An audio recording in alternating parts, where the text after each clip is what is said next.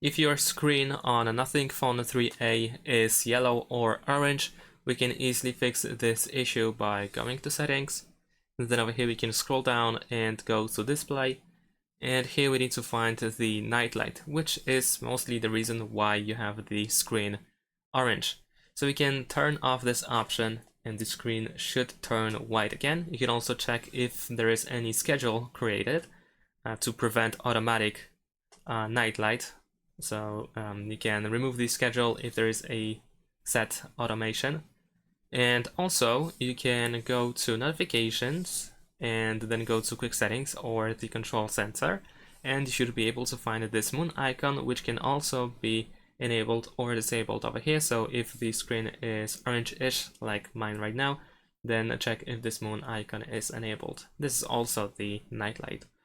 Thanks for watching, leave a like and subscribe to my channel, and see you in my next videos. Bye!